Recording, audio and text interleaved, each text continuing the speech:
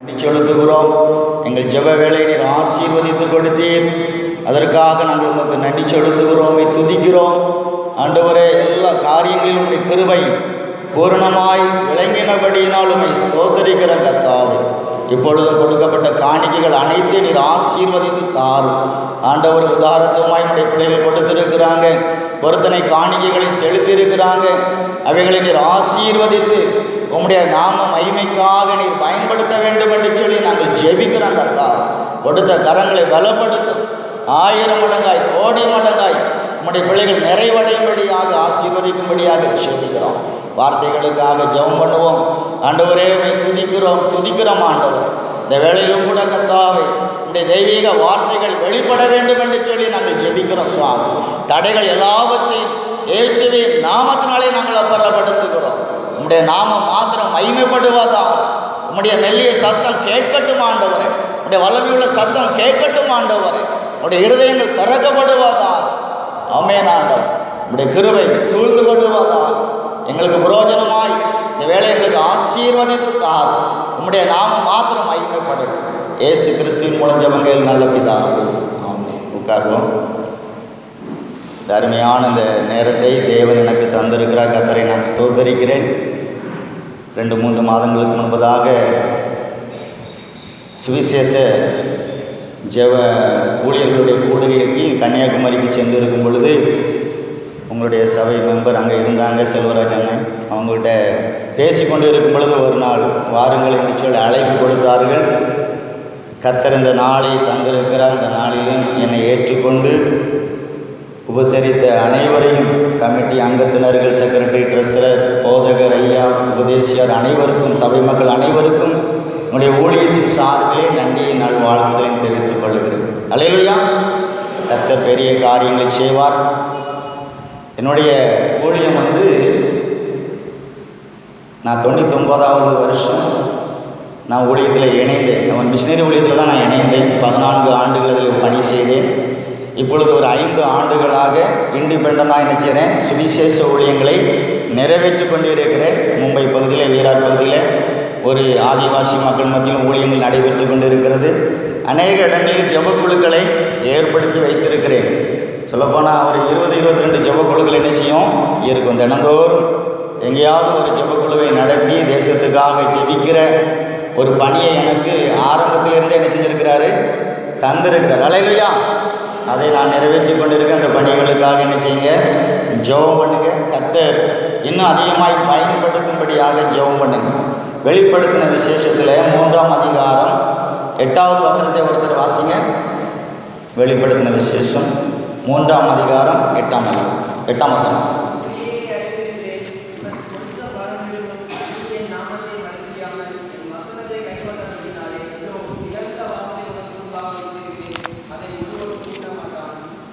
அல்லேலூயா.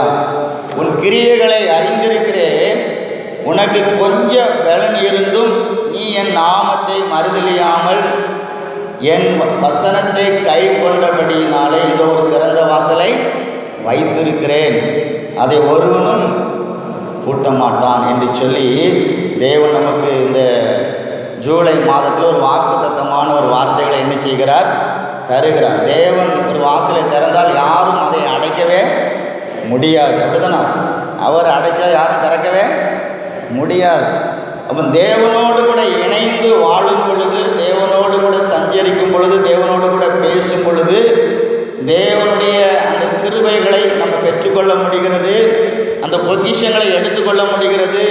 அந்த ஆசீர்வாதங்களை சுதந்திரித்து கொள்ள முடிகிறதை நம்ம பார்க்கிறோம். நம்முடைய வாழ்க்கையில் எல்லாருக்கும் ஒரு தேவை இருந்து கொண்டே இருக்கிறது. ஊழியக்காரர்களாக இருந்தாலும் சரி, சாதாரண விசுவாசிகளாக இருந்தாலும் சரி, விசுவாசி இல்லாதவர்களாக இருந்தாலும் சரி, விசுவாசிக்காத மக்களாக இருந்தாலும் எல்லாரும் ஒரு தேவைக்காகவே ஓடிக்கொண்டிருக்கிறார்கள். தேவன் என்னை ஆசீர்வதிக்க மாட்டாரா, என்னை நிரப்ப மாட்டாரா, என்னை உயர்த்த மாட்டாரா என்று சொல்லி கர்த்தரை தேடுகிற ஜனம் கோடான கோடி மக்கள் என்ன செய்கிறாங்க, காணப்படுகிறார். கர்த்தரை தேடுகிறதுனால தான் நானும் இந்த இடத்துல என்ன செய்கிறேன், நிற்கிறேன். 18 வயசில் மும்பை பட்டணத்திற்கு வேலைக்காக தான் நான் சென்றிருந்தேன். கர்த்தர் நிறைய ஆசீர்வாதங்களை தந்தார். திருமணத்திற்கு முன்பதாகவே 2 வீடுகளை வாங்குவதற்கு உதவி செய்தார். ஆனால் சூழ்நிலைகள் தேவ சித்தம் வித்தியாசமாக காணப்பட்டது. நான் அதை அறியவே இல்லை. சின்ன வயசில் ஒப்பு கொடுத்தது உண்டு. ஆனாலும் எனக்கு ஒரு எண்ணம் என்ன அப்படின்னா, ஊழியம் செய்யணும் அப்படின்னு சொன்னால், அப்போ அந்த நேரத்தில் டீச்சர்களுக்கு 300 ரூபா தான் சம்பளம் கொடுத்துருந்தாங்க. டீச்சர்களுக்கு 300 ரூபா சம்பளம். ஊழியக்காரங்கள்லாம் வந்து பிரசங்கம் பண்ணும்போதெல்லாம் பயமுறுத்திட்டு போயிடுவாங்க. என்ன சொல்லுவாங்கன்னா, அங்கே சிங்கம் வரும், புலி வரும், மிஷினரிகளாக ஊழியம் செஞ்சா அப்படின்னு சொன்ன உடனே நமக்கு அப்போ அந்த ஊழியம் நமக்கு வேண்டாம். ஆசை இருக்கும், ஆனால் ஊழியத்தை அவங்க சொல்கிற காரியங்களை பார்த்த உடனே சரி ஒரு டீச்சராகவே இருந்துட்டு போயிடலாம், ஒரு 300 ரூபா சம்பளம் கிடைக்குமே அப்படிங்கிறதான ஒரு சூழ்நிலையில் நான் படித்து கொண்டு இருக்கும் பொழுது படிப்பை முடிக்க விடலை. டீச்சர் ட்ரைனிங் போக முடியாதபடி தேவன் என்ன செய்தார், ஒரு குழப்பத்தை கொண்டு வந்து மும்பை பட்டணத்துக்கு என்ன செய்தார், அழைத்து சென்று அங்கு வைத்து தான் என்னை தொட்டார். அல்லேலூயா. நிறைய சம்பாதிக்க உதவி செய்தார். நான் வேகமாக செயல்பட்டு கொண்டு இருந்தேன். திடீரென்று எங்கள் குடும்பங்களுக்குள்ளாக ஒரு பிரச்சனை, பெரிய போராட்டம் வந்தது. என்ன செய்தது தெரியல. எல்லாரும் என்னை கைவிட்டு விட்டார்கள். சொந்த பந்தம் ஃப்ரெண்ட்ஸ்கள் எல்லாரும் என்னை கைவிட்டு விட்டு அவங்க தூரமான இடத்துக்கு போனபடினால பணம் நிறைய வந்தது. சொல்லப்போனால் அந்த நேரத்தில் 45,000 சம்பளம் வந்தது. எனக்கு ஒரு 20,000 சம்பளம் வரும், என்னுடைய சகோதரனுக்கு 25,000 சம்பளம் வரும். ரெண்டும் அவன் சகோதரன் என்னை விட்டு போனபடினால அந்த கான்ட்ராக்டில் உள்ள பணம் முழுவதும் எனக்கு கிடைத்தது. எனக்கு அதை தக்க வைத்து கொள்ள முடியல. அந்த ஆசீர்வாதம் வந்த உடனே அதை ஊதாரித்தனமாக செலவழித்து எப்படியெல்லாம் அழிக்க முடியுமோ அப்படியெல்லாம் அழித்து கொண்டு இருந்தேன்.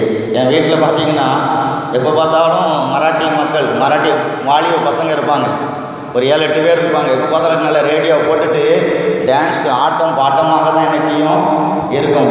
கட்டில் கீழே பார்த்தீங்கன்னா ஒரே பாட்டலாக கிடக்கும்.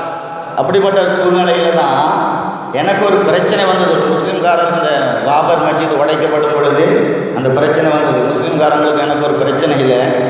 நான் அந்த மராட்டி ஜனங்கள் என்னை விட்டு விட்டு என்ன செஞ்சிட்டாங்க, ஓடி விட்டார்கள். அந்த சூழ்நிலையில் தான் நான் கர்த்தரை தேட ஆரம்பித்தேன். எந்த ஆலயத்துக்கு போய் நான் ரட்சிக்கப்படலை. ஏன்னா அங்கே ஆலயமே கிடையாது. நான் இருந்த பகுதியில் ஆலயமே கிடையாது.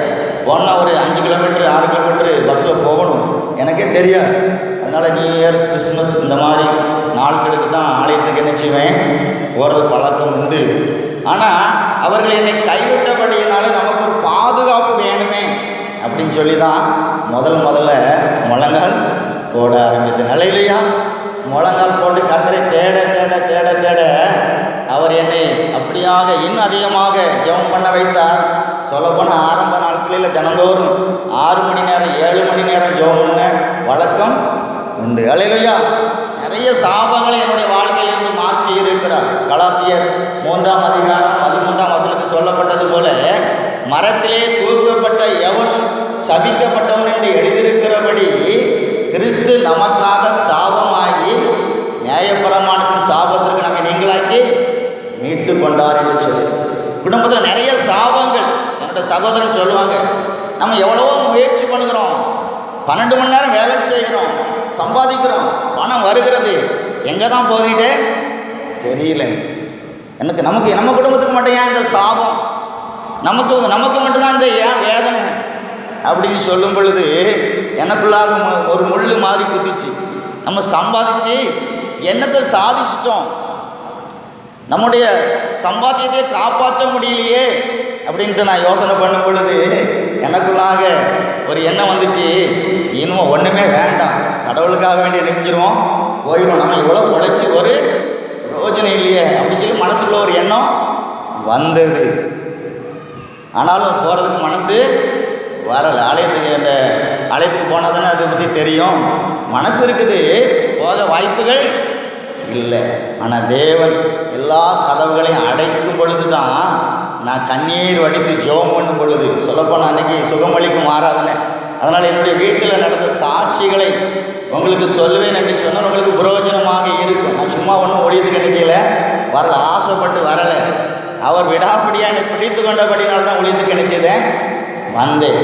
செய்வனை கட்டுகள், பில்லி சூனியங்கள், இந்த முஸ்லீம்காரங்க பண்ண காரியங்கள் எல்லாம் என்னை நஷ்டத்தில் கொண்டு போய்விட்டது. என்னுடைய கான்ட்ராக்ட் என்னை விட்டு போய்விட்டது.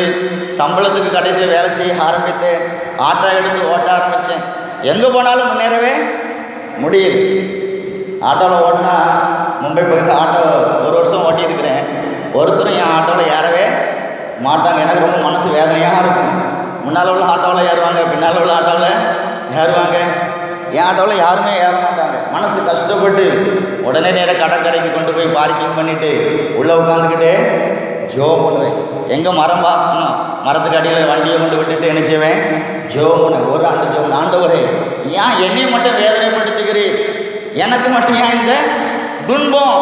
என்னை காப்பாற்ற யாருமே இல்லையா? யார்கிட்டையும் அந்த வேதனை சொல்ல முடியாது. ஏன்னா சொந்த பந்தத்திலேருந்து காண்டிக்கிட்டே கிடையாது. சகோதரன்கிட்ட போகலான்னு சொன்னால் சகோதரன் சொன்னாங்க, நீ தானே உன்னுடைய வழியை தேடிக்கிட்ட, எங்கிட்டலாம் எதுக்குமே வந்துடாது, நீயே பொழைச்சிக்கோ. ரொம்ப வேதனை. அந்த நேரத்தில் திருமணம் வேறு ஆகியிருந்தது, குழந்தை வேற பிறந்திருந்தது. காப்பாற்ற முடியல. மனைவி சொல்லுவாங்க, நீங்கள் மருந்து வாங்கிட்டு வாங்க, நம்ம செத்துடலாம், நம்மளால தான் பொழைக்கவே முடியலையே. சரின்னு சொல்லிட்டு அந்தேரி ரயில்வே ஸ்டேஷனுக்கு போயிருந்தேன். மும்பை பகுதியில் ரயில்வே ஸ்டேஷனுக்கு அங்கே போகும் பொழுது 4வது பிளாட்ஃபார்மில் உட்காந்துட்டு, சரி ட்ரெயின் வரும், நம்ம மட்டும் என்ன செஞ்சுருவோம், செத்துருவோம், ஏன் குடும்பமாக சாகணும் அப்படின்னு சொல்லிட்டு அந்த இடத்துல ரயில்வே ஸ்டேஷனில் உட்காந்துருந்தேன். உட்காந்துருக்கும்போது அங்கே ட்ரெயின் அப்போ 5 நிமிஷத்துக்கு ஒரு ட்ரெயின் தான் நிச்சயம் வரும். இப்போல்லாம் 1 நிமிஷத்துக்கு ஒரு ட்ரெயின் வருது. அப்போ 5 நிமிஷத்துக்கு ஒரு ட்ரெயின் தான் நிச்சயம் வரும். உட்காந்துருக்கிறேன். வண்டி வரும், விழுந்துடலாம். உட்காந்துருக்கிறேன். அப்போது ஆவியானவர் இடைப்பட ஆரம்பித்தார். நீ எதுக்கு உட்காந்துருக்கிற அப்படின்னு சொல்லி கேட்டார். நான் சொன்னேன், சாகிறதுக்கு உட்காந்துருக்கிறேன். நீ செத்த போகிற வழியால் ஒன்றுமே செய்ய முடியாத அப்படின்னு சொன்னார். ஆமாம், ஒன்றுமே செய்ய முடியாது, என்னால் தான் வாழவே முடியலையே. அப்போது ஒன்று பண்ணி, நீ செத்து போயிட்டேனே நினச்சிக்க, மீதி இருக்கிற வாழ்க்கை எனக்கு தந்துரு அப்படின்னு சொன்னார்.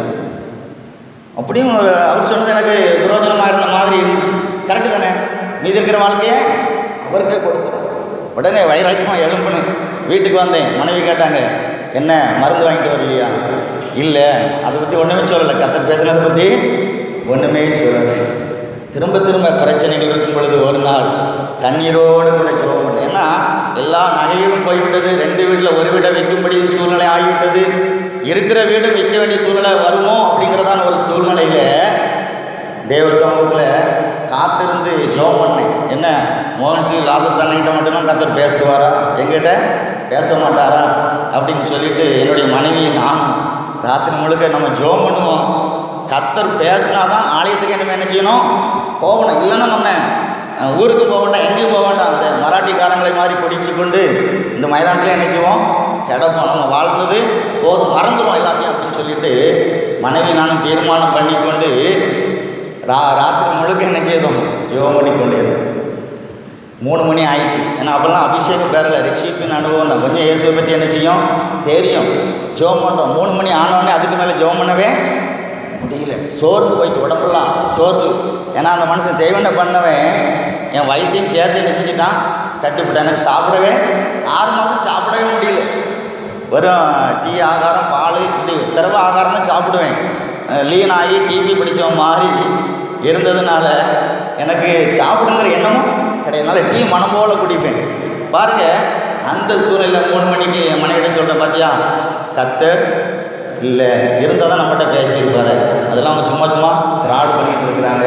அதனால் நாளையிலேருந்து என்னை எந்த கன்வென்ஷனுக்கும் கூப்பிடாத, எந்த ஆலயத்துக்கும் கூப்பிடாத அப்படின்னு சொல்லிட்டு அங்கே படுத்து தூங்கிட்டோம். என் பையனுக்கு அப்போ சீரியஸ் கண்டிஷன். அந்த சின்ன பையன் 3.5 வயசு இருக்கும். அவனுக்கு ரொம்ப ஒரு வேதனை, ஒரு பயங்கரமான என்ன வேதனைன்னு தெரியாது. ஆனால் வாமிட் எடுப்பான், லூஸ் மோஷன் ஆகும். டாக்டர்கிட்ட கூப்பிட்டு போயிருந்தோம். டாக்டர் முடியாது, நீங்கள் வேறு எங்கேயாவது கூப்பிட்டு போங்க. எத்தனையோ டாக்டர்கிட்ட போனால் முடியாதுன்னு காரணத்தையும் சொல்லவே மாட்டான். அப்போ அந்தால போட்டுட்டு சரி செத்தா பரவாயில்ல. 2வது பையன் பரவாயில்லன்னு சொல்லிட்டு நாங்களும் ஒரு இருதயம்லாம் கடினமாகிடுச்சு, ஒரு விரக்தி ஆகிடுச்சு. செத்தா பரவாயில்ல. காலையில் எழும்பும் பொழுது எனக்கு ஒரு ஃபோன் வந்துச்சு. ஒரு டாக்டர், இந்த பரப்பாடியை சேர்ந்தவங்க, மும்பை பட்டணத்தில் இருக்கிறாங்க. அவங்க ஃபோன் பண்ணி தம்பிக்கு எப்படி இருக்குன்னு சொல்லி கேட்டேன். அப்போ நான் சொன்னேன், அவனுக்கு அப்படி தான் இருக்குது, டாக்டர்கிட்ட போன டாக்டர்லாம் எடுக்க மாட்டேன்னு சொல்லிட்டாங்க, நம்ம என்ன செய்கிறது, ஒன்றுமே செய்ய முடியல. அப்போ அவர் என்னை திட்டினார், உங்களுக்கு புத்தி இல்லையா, அறிவு இல்லையா, இங்கே மும்பை பட்டணத்துக்கு செத்தா சர்டிஃபிகேட் இல்லாமல் புதைக்கவே முடியாது. நீங்கள் ஏதாவது கவர்மெண்ட் ஆஸ்பத்திரிக்காவது கூட்டிகிட்டு போங்க. அப்புறம் தான் நான் பயந்துட்டேன், ஐயா அப்படி அது வேறு எப்படி இருக்குதா அப்படின்னு சொல்லிட்டு காலையில் குளிச்சுட்டு எடுத்துகிட்டு நான் அந்த பையனை தூக்கி கொண்டு வெளியே போகும் பொழுது என் மனைவி சொன்னால், பாருங்கள் நம்ம பையன் சாகிற நிலைமையில் இருக்கிறான், நம்ம நேற்று முழுசும் ஜெபம் பண்ணோம், கடவுள் இல்லைன்னு சொல்லியிருக்கிறோம், கர்த்தரை நம்ம தூசிச்சிட்டோம், பிள்ளை செத்து போனால் நரகத்துக்கு என்ன செஞ்சிடும், போயிடும். அதனால் ஒன்று பண்ணுங்க, அவன் பரலோகத்துக்கு போகணுன்னுட்டு மாத்திரம் ஜெபம் பண்ணுங்க, வேறு எதுக்குமே ஜெபம் பண்ண வேண்டாம். சரி அப்படின்னு சொல்லிட்டு நானும் அப்படி கையில் வச்சுட்டு அப்படி தூக்கி பிடிச்சிட்டு, ஆண்டவரே இவனை வேண்டாம், நீங்கள் என்னை இப்போவே எடுத்துக்கொள்ளுங்க, எங்களை சோதிக்காதீங்க, இவன் உம்மண்டையில் என்ன செய்யட்டும் வரட்டும் அப்படின்னு ஜெபம் பண்ணி முடிக்க கூட இல்லை. தேவன் அபிஷேகத்தினால் என்னை நிரப்பினார். அல்லேலூயா. தேவ அபிஷேகம் பொழிந்தருளப்பட்டது. ஒரு பெரிய பிரகாசம் என் வீட்டுக்குள்ளே வந்தது. வீடு பூட்டி தான் இருக்குது. வீட்டுக்குள்ள ஒரு பெரிய பிரகாசம், ஒரு மெர்க்குரி லைட்டில் வெளிச்சம் எப்படி இருக்கும் பாருங்கள், அப்படி ஒரு வெளிச்சம். பயங்கரமாக சத்தம் போட்டுட்டேன். அவர் சொல்லப்போனால் இங்கேருந்து ரோடு வரைக்கும் சத்தம் கேட்கும், அந்த அளவுக்கு அல்லேலூயா தோத்துறோம் தோத்துறோன்னா அடக்கவே முடியல. ஒரு பயங்கர கற்று. அப்புறம் ஆவியானவர் பேச ஆரம்பிச்ச, முழங்கால் போடு அப்படின்னு சொல்லி உள்ளுக்குள்ள வழி நடத்தப்பட்டேன். முழங்கால் போட்டு பையனை பெட்டில் தூக்கி போட்டால் முதல் வார்த்தையே கத்த சொன்னார், நீ ஒரு முட்டாள் அப்படின்னு தான் சொன்னார். அல்லேலூயா. நீ ஒரு முட்டாள், உன் பின்னால் நான் 7 வருஷமாக சுற்றிக்கிட்டு இருக்கிறேன், நீ எங்கே போனாலும் முன்னேற முடியாது, நானே வழிகளை அடைத்து கொண்டு இருக்கிறேன், என்னை பின்பற்றினால் நான் உன்னை ஆசீர்வதிப்பேன், உன்னை உயர்த்துவேன், உன்னை நடத்துவேன் அப்படின்னு சொன்னார். நமக்கு தான் ஊழியர்னா பயம். கர்த்தர் பேச ஆரம்பிச்சிட்டார். நான் சொன்னேன், ஆண்டவரே ஊழியெல்லாம் எனக்கு வேண்டாம், நான் நடத்தின கான்ட்ராக்ட் எனக்கு தாங்க ஆண்டவரே, மாதம் 2000 ரூபா கொடுத்து எனக்கு பதிலாக ஒரு மிஷினரி அனுப்பிச்சிடுறேன், அனுப்பி வைக்கிறேன். கர்த்தர் பேசுகிறார், உன் பணம் எனக்கு வேண்டாம், உன்னை போல இருதயம் உள்ளவனை நான் தேடிக்கொண்டு இருக்கிறேன், நீ தான் எனக்கு வேணும் அப்படின்னு சொன்னேன். எனக்கு நான் ஒன்றும் ஓடலை. நம்ம தான் பிரசனம் பண்ணவே தெரியாத, நம்ம சங்கீதம் நீதிமொழிகள் தான் நமக்கு தெரியும். எப்படி நான் ஆலயத்துக்கு போவேன், என்னை யார் ஏற்றுக்கொள்வா, நான் ஒரு ஆட்டோ ரிக்ஷா ஓட்டம் எப்படி இருக்கும் பாருங்க, முடியலாம் ரொம்ப கீழே வரைக்கும் இந்த சங்கீதத்து மாதிரி வளர்த்துருப்பேன், ஸ்லீப்பர் தான் போடுவேன், இன் பண்ணுற வழக்கமே கிடையாது. ரொம்ப ஒரு அவளி டைப்பில் ஒரு மாதிரி ஒல்லியாக வேற இருப்பேனா மனுஷன் பார்க்க சகிக்கிறார். அந்த மாதிரி சொல்ல, என்னை யார் ஏற்றுக்கொள்வாங்க ஆண்டவரே அப்படின்னு சொல்லிட்டு, ஆண்டவரே நீங்கள் எனக்கு என்னை ஆசீர்வதிங்க. ஒரு மனசு சொல்லுது, கர்த்தர் பேசுகிறாருல, இப்போ ஆசீர்வாதத்தை கேளு, உன்னை கண்டிப்பாக நினைக்கிறாரு, ஆசீர்வதிக்கிறார்.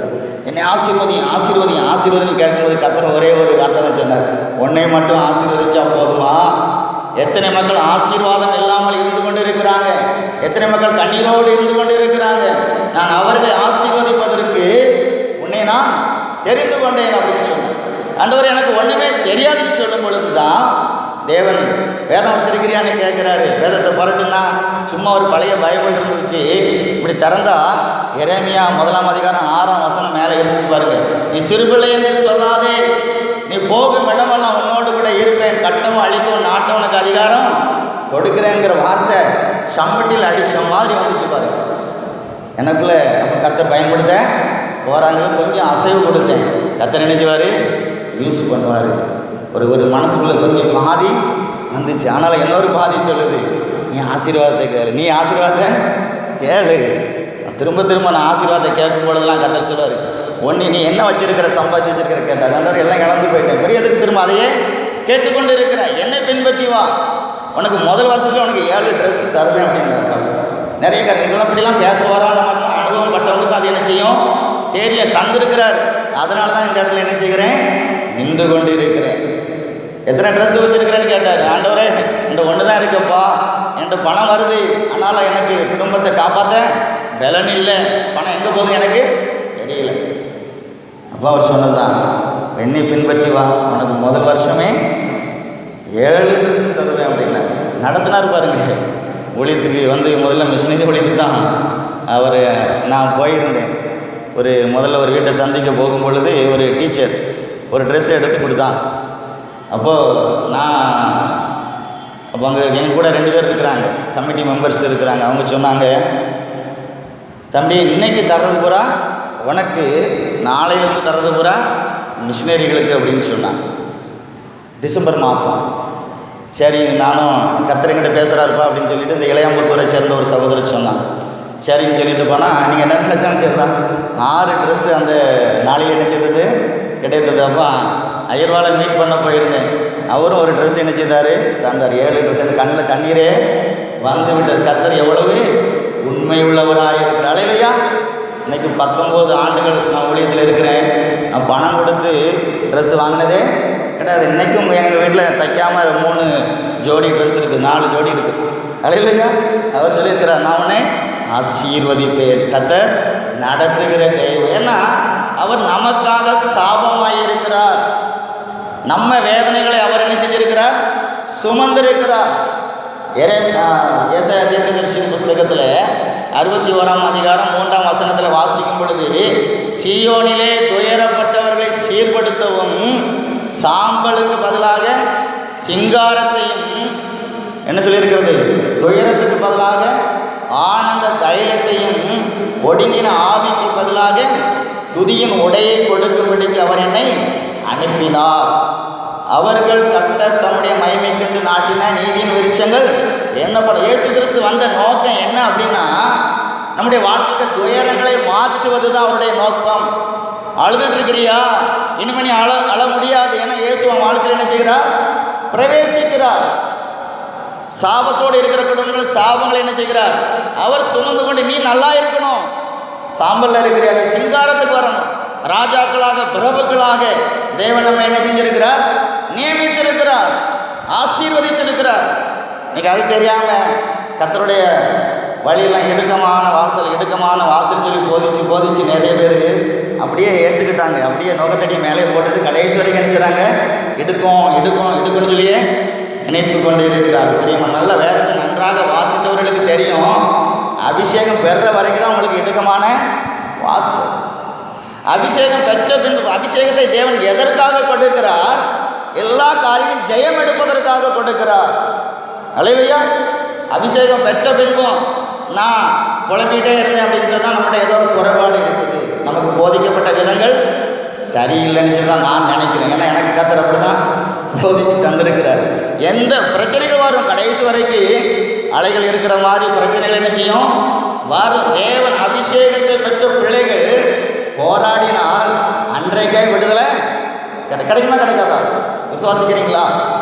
எங்கள் வீட்டில் கிடைச்சதுனால தான் நான் அவங்கள்ட்ட சொல்கிறேன். பாருங்கள், ஜெபம் பண்ணிக்கிட்டே இருக்கும் பொழுது கடைசியில் அந்த பையனுடைய வாழ்க்கையை நான் கர்த்தரிடத்தில் விசாரித்து, ஆண்டவரே இவ்வளவு சொல்கிறீங்க, உன்னை அப்படி பயன்படுத்துவேன் இப்படி பயன்படுத்துவேன், ஸ்க்ரீனில் பணம் ஓடுற மாதிரி என்கிட்ட காமிக்கிறாரு, அங்கே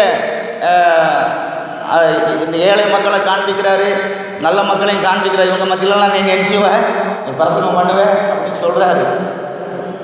எனக்கு நான் நம்பிக்கவே இல்லாத மாதிரி தான் இருந்துச்சு. ஆனால் அவர் பேசுகிறத பார்க்கும் பொழுது எனக்கு கொஞ்சம் கொஞ்சமாக நம்பிக்கை வர ஆரம்பிக்கும். கடைசி வரைக்கும் ஒப்பு கொடுக்கவே இல்லை. கடைசியில் தான் நான் கேட்டேன், ஆண்டவர் எல்லாம் சரிதான், நான் ஊழியத்துக்கு வரேன்னு சொல்கிறீங்க, பையன் செத்த பிறகு செத்து போனான்ட்டு நான் எப்படி மக்கள்கிட்ட சொல்லவா? ஏதாவது அற்புதம் நடந்தால் தானே நான் ஊழியம் செய்ய முடியும், செத்து போனாச்சும் நான் வரவே மாட்டேன் அப்படின்னு சொன்னேன். அப்போ கர்த்தர் சொன்னார், உன் பையன் 5:30 எழுப்பி நடப்பான், நான் அவனை சுகமாக்கிட்டேன் அப்படின்னு சொன்னார். உடனே நான் ஒப்பு கொடுக்க ஆரம்பித்தேன். அவன் சுகமாகிட்டான் அப்படின்னு சொன்னால் நாளைக்கே நான் ஊழியத்துக்கு போகிறேன், ஆண்டவரே நாளைக்கே போகிறேன், தாமதிக்கவே மாட்டேன். உடனே ஒப்பு கொடுத்த உடனே பேச்சுக்கெல்லாம் நின்று போச்சு. கர்த்தர் பேசுகிறது நின்று போயிட்டு எனக்கு அதுக்கு மேலே ஜெபம் பண்ண முடியல. மணியை பார்த்தா மணி 3 ஆகிட்டு. காலையில் 10 மணிக்கு முழங்கால் போட்டோம், 3 மணி வரைக்கும் தேவ பிரசன்னம் என்னுடைய வீட்டில் நினைச்சது காணப்பட்டது. எனக்குள்ளாக ஒரு இருதயம் சரீரம்லாம் லகுவாக மாறி இருந்தது. இருளின் ஆவிகள் எல்லாம் வீட்டை விட்டு வெளியேறி இருந்ததை உணர்ந்து கொண்டேன். பெரிய விடுதலை கிடைச்சிச்சு. ஆனால் அதுக்கு பிறகு அந்த சம்பவத்தை பார்த்தா தான் தமாசாவாக இருக்கும். 3 மணிக்கு நான் எனக்கு ஒரு புரிஞ்சிட்டு, கர்த்தர் விடுதலை நினைச்சுவார் தருவார். பையனை பார்த்தா பெட்டில் அப்படியே தான் கிடந்தான். 5 மணி ஆயிடுச்சு, அப்படியே தான் கிடக்கிறான். எனக்கு கோபம் வந்துட்டு, பாரு இன்றைக்கி லீவு போட்டாச்சு, ஒன்றும் நடக்கலை, 5:30 எழுப்பி நடக்கிறான், ஏன் இப்போவே கொஞ்சம் மூவ்மெண்ட் வராதா, ஏன் இப்படி எனக்கு நம்மளை கர்த்தர் சோதிக்கிறாரு அப்படின்னு சொல்லி அவர்கிட்ட சண்டை போட்டுட்டு நான் வெளியில் போய் டீ குடிக்க போயிட்டேன். டீ அங்கே குடிச்சிட்டு இருக்கிறேன். 5:30 மணி, அங்கே மணி காட்டுது ஹோட்டலில். நான் அப்படியே புலம்புறேன், என்ன ஆண்டவர் எனக்கு விடிவு காலமே கிடையாதா? நீங்கள் தானே பேசுகிறது நீங்களா வேற யாருமா? நீங்கள் பேசுனா உண்மை தானே பேசுவீங்க. 5:30 ஆயிடுச்சு, ஒன்றுமே நடக்கலையே, நான் எப்படி ஒழித்துக்கெல்லாம் போக முடியும்? பேசுகிறது யார்? அப்போ திரும்ப ஆவியானவர் பேசுனார். அவன் வெளியில் நின்று விளையாடிட்டு இருக்கிறான், போய் பாரு அப்படின்னு சொன்னான். வெளியில் நின்று விளையாடிட்டு இருக்கிறான், போய் பாரு. உடனே டீ குடிச்சும் குடிக்காமல் அந்த பணத்தை கொடுத்துட்டு நேரே வீட்டுக்கு போனால் தெருவில் நின்று விளையாடி கொண்டிருந்தான். அலையிலையா என்ன அப்படின்னு கேட்டேன். என் மனைவி வாசலில் நின்று பார்த்துக்கிட்டே இருக்கிறான். 3.5 வயசு தான், சின்ன ஒரு பிளாஸ்டிக் பேட்டை வச்சு விளையாடிட்டு இருக்கிறான். நான் 5:30 ஆன உடனே எழும்புனான், ட்ரெஸ்ஸு போட்டான், கொஞ்சம் பிஸ்கட்டை கரைச்சி கொடுத்தேன், சாப்பிட்டான். வெளியில் நிற்க இப்போ பாருங்க உற்சாகமாக ஆகிட்டான். எனக்கு வியாதி குணமாயிட்டு அப்படின்னு சொன்னேன். இப்போ அடுத்தால நம்ம கமிட்மெண்ட்டை அப்படின்னு சொன்னாக்கா நம்ம என்ன செய்ய, ஒழித்துக்கு கூப்பிட்டாரு அப்படின்னு சொன்னேன். இப்போது சொன்ன ஒழித்துக்கு போங்க அப்படின்னு, ஒழித்துக்கு போங்க. அப்போ ஒழித்துக்கு போங்கன்னா எங்கே போகிறது, நமக்கு யாரையுமே தெரியாது. அப்போ அவ சொன்னா, நம்ம வீட்டில் நடந்ததை ரோடாக போய் என்ன செய்யுங்க சொல்லுங்கள் அப்படின்னா. 2 வருஷம் ரோடாக தான் ஒழிஞ்சிங்க மும்பை பட்டணத்தில். ரோடாக யாரும் பணமே காணிக்கையே கிடைக்காது. 2 வருஷம் பயங்கர கஷ்டம், ரோடாக ஒழிஞ்சு செய்வேன். அதுக்கு பிறகு தான் கடவுள்கிட்ட கேட்டு எடுத்து, ஆண்டவர் எனக்கு ஒழிஞ்சிய தெரியல ஆண்டவர், ஒருத்தரும் காணிக்க தரவே மாட்டேங்கிறாங்க ஆண்டவரே, நீ எனக்கு ஏதாவது செய்யலைன்னா நான் ஒழிஞ்சிய வரமாட்டேன், எனக்கு ஏன் தேவைன்னு சந்திக்கப்படாமல் நான் எப்படி ஊழியம் செய்வது அப்படின்னு சொல்லும்போது தான் அது ஒரு பெரிய அற்புதம். அது வருகிற நாட்கள் உங்களுக்கு சொல்லுகிறேன். கர்த்தர் ஒரு மிஷினரி ஊழியத்தில் என்ன செய்தார், இணைத்து விட்டார். 2 வருஷங்கள் அந்த சாந்தாபுரம் ஏர்போர்ட்டுக்கு முன்னால் ஸ்லம்ஸ் ஏரியா உண்டு, சேலத்து மக்கள் வாழ்ந்துட்டு இருக்கிறாங்க. எல்லாம் அரைவர ட்ரெஸ்ஸில் தண்ணி அடிச்சுட்டு அப்படியே கிடப்பாங்க. அங்கே ஒரு ஆலமரம் உண்டு, அது கீழே உட்கார்ந்து சண்டே கிளாஸு அங்கே உள்ள மக்களுக்கு போதித்து கொண்டு என்ன செய்தேன் இருந்தேன். அலையிலையா தேவன் என்னுடைய வாழ்க்கையை மாற்றார். என்னைக்கு ஊழியத்தில் இணைந்து செயல்பட ஆரம்பித்தேனோ அன்னையிலிருந்து வாழ்க்கையில் ஒரு நம்பிக்கை என்ன செய்தது வந்தது. அலையிலையா சாம்பலான வாழ்க்கை சிங்காரமாக என்ன செய்கிறது மாறுகிறது. அழ வைப்பது அவருக்கு பிரியமில்லை. நம்ம அழுதுகிட்டே இருக்கணும், நம்ம சஞ்சலப்பட்டு கொண்டே இருக்கணும், நம்ம வியாதியிலே இருக்கணும் அப்படிங்கிறது அவருக்கு பிரியம் கிடையாது. தேவன் நம்ம என்ன செய்கிறார், விடுதலையாக இருக்கணும்னு சொல்லி ஆசீர்வதிக்கிறார். அதுக்கு தான் தேவன் நம்மை அழைத்திருக்கிறார். நீ அழுதுகிட்டே இருந்தால் எப்படி ஊழியம் செய்ய முடியும்? அழுதுகிட்டே இருந்தால் கர்த்தர் நல்லவர் என்பதை எப்படி நம்ம சொல்ல முடியும்?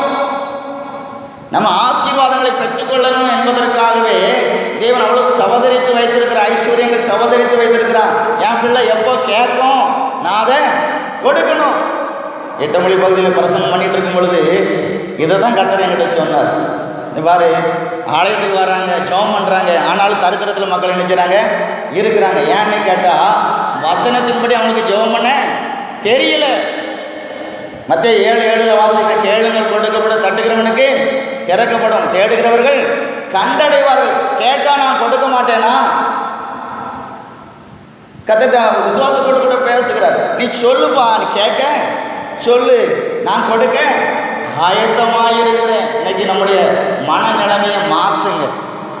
தேவனுடைய களஞ்சியத்தில் ஒன்றும் குறவே கிடையாது. அவர்கிட்ட ஒரு கேட்டால் இல்லைன்னு சொல்லுவாரா? கேட்குற தெரியாமல் தான் கேட்குறேன். இல்லைன்னுட்டு சொல்லுவாரா? எனக்கு இதை தர முடியாது, இவ்வளோ பெரிய வீடு தர முடியாது, இந்த வாகனத்தை எனக்கு உங்களுக்கு தர முடியாது, என் கை கட்டப்பட்டிருக்குன்னு சொல்லுவாரா? நிச்சயம் சொல்லவே மாட்டார்.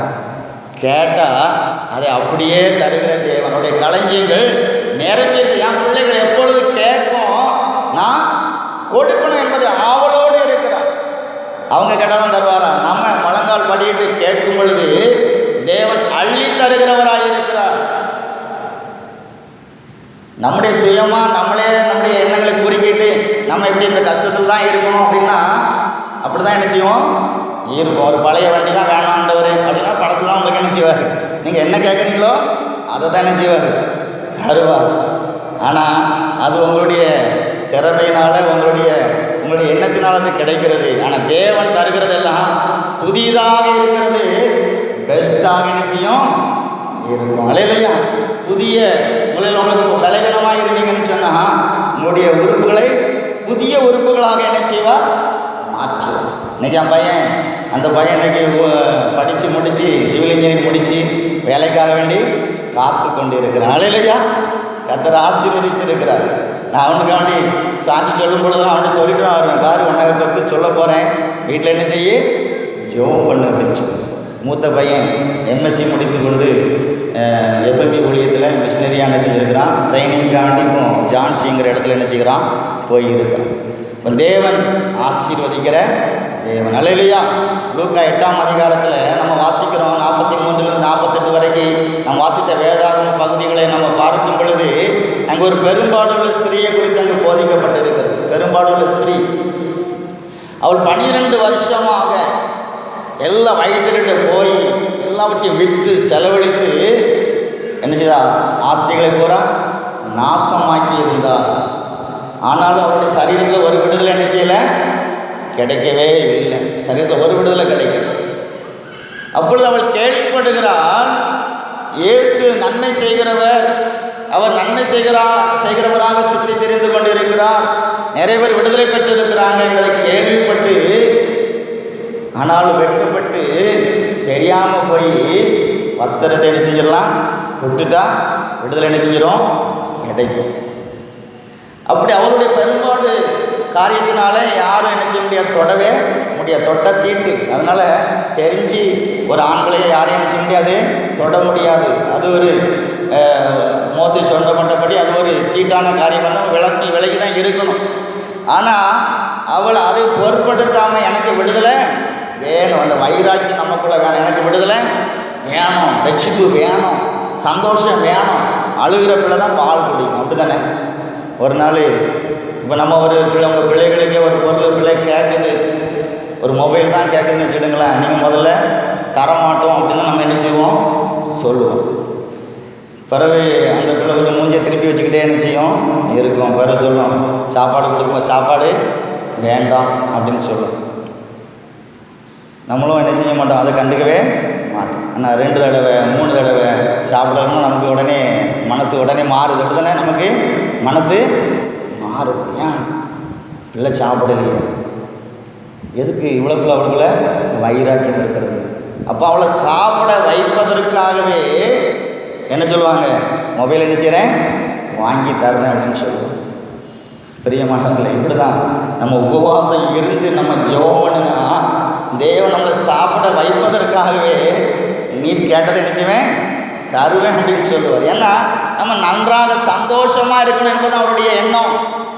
எனவே ஜனங்கள் மேலே சாபம் இருந்தது, பட்டணம் கவிழ்க்கப்பட்டு போகும்னு சொல்லி யோனா தீர்க்கதரிசி சொல்லும் பொழுது அவர்கள் தேவனை நோக்கி பார்த்து முறையிட ஆரம்பித்தார்கள், உபவாசித்து ஜெபம் பண்ண ஆரம்பித்தார்கள்.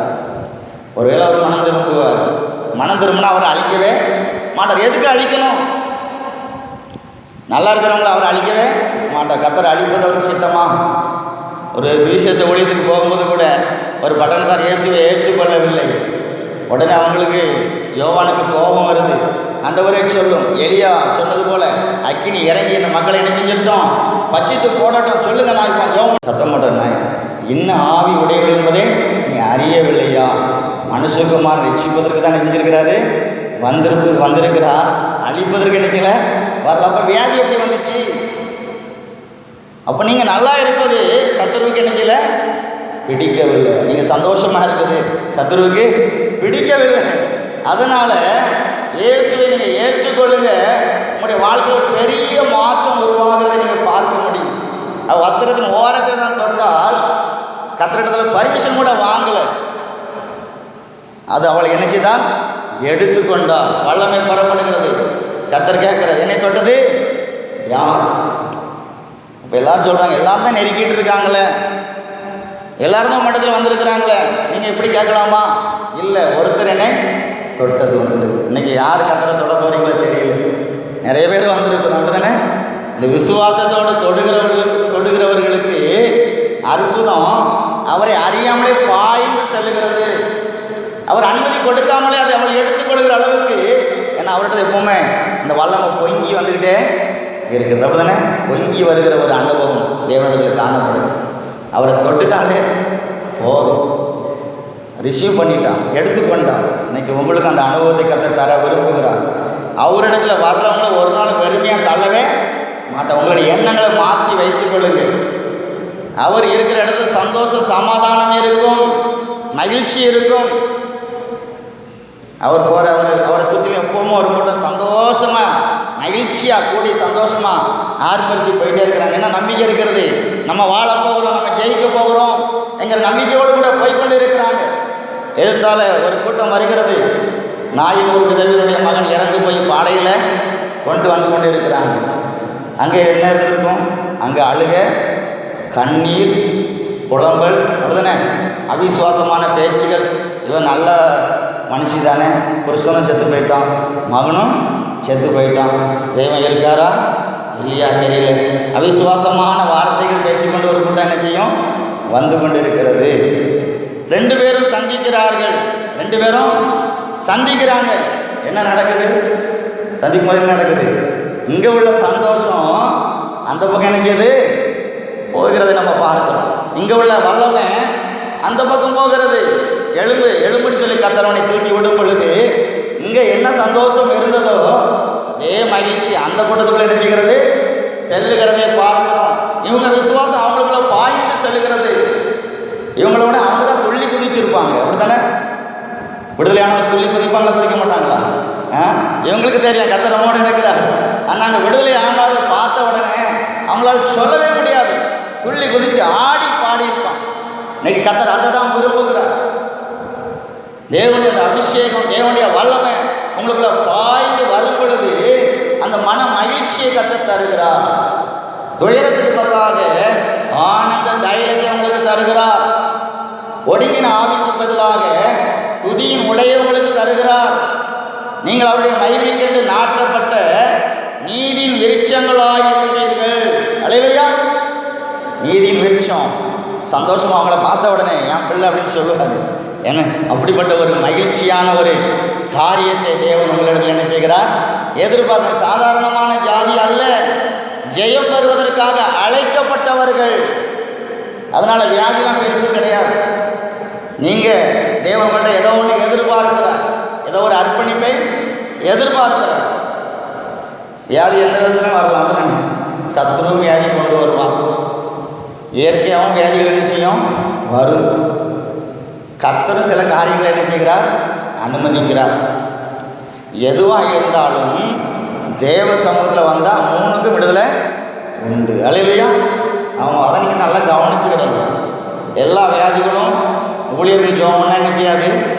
போகாது. ஏன்னா தேவனே ஒரு சிலர் சபிச்சிருக்கலாம்னு வச்சுடுங்களேன். தேவ கோபம் உங்கள் மேலே இருக்குதுன்னு வச்சுடுங்களேன். தேவ கோபம் உங்கள் மேலே இருக்கும் பொழுது ஊழியர்களுக்கு உங்களுக்கு ஜெபம் பண்ணால் விடுதலை என்ன செய்யாது? ஆகாது. அதுக்கு என்ன செய்யணும்? நீங்கள் மனம் திரும்பணும், நீங்கள் ஒப்பு கொடுக்கணும், நீங்கள் அர்ப்பணிச்சாதான் ஆட்டோமேட்டிக்காக விடுதலை கிடைச்சிடும். அல்லேலூயா. கை வைக்க வேண்டிய அவசியமே இல்லை.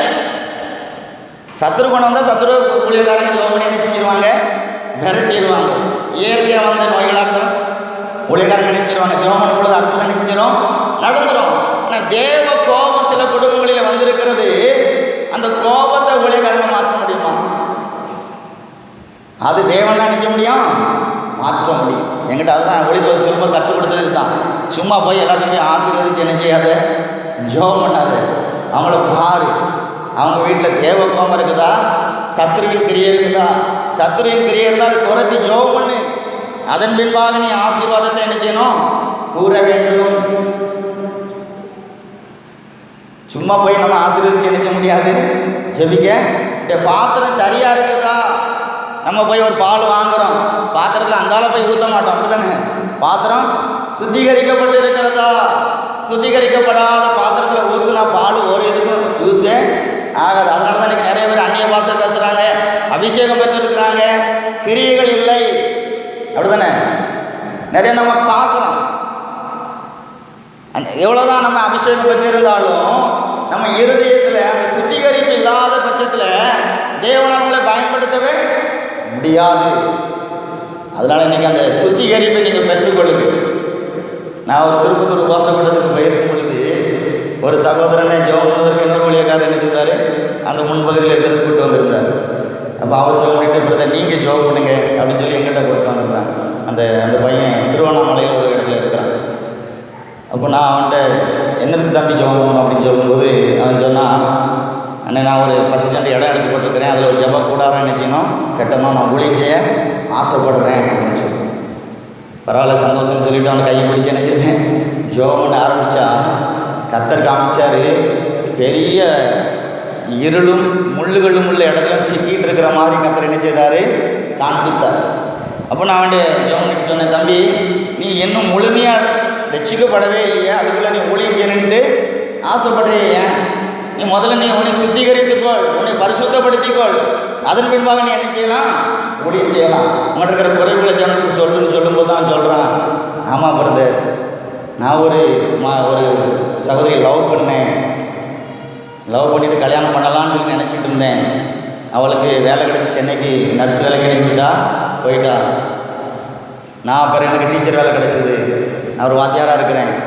ஒரு சகோதரி என் கூட டீச்சர் வேலை பார்க்குறாங்க. அவங்கள தினந்தோறும் பஸ் ஸ்டாண்டுக்கு அதுக்கு கூட்டி கொண்டு போகும்பொழுது எங்களுக்குள்ளே லவ் ஆகிடுச்சு. அதனால் அவளை நான் என்ன செஞ்சிட்டேன் கல்யாணம் பண்ணிட்டேன். பிறகு அங்கே உள்ளவா வந்தா, உங்களை கல்யாணம் பண்ணனால நான் செத்தே போயிடுவேன்னு சொன்னான். அதனால் இவளுக்கு தெரியாமல் நான் அவளையும் என்ன செஞ்சிட்டேன் கல்யாணம் பண்ணி அடுத்த தெருவில் என்ன செஞ்சுருக்கிறேன் வயிற்றுருக்கிற என் பாடு பெரிய பாடு. ட்ரெஸ்ஸை பாருங்கள், 2 ட்ரெஸ்ஸு ஸ்கூலுக்கு கொண்டு போவேன். இன்டர்வல் டயத்தில் இந்த ட்ரெஸ்ஸை மாற்றிட்டு அந்த ட்ரெஸ்ஸை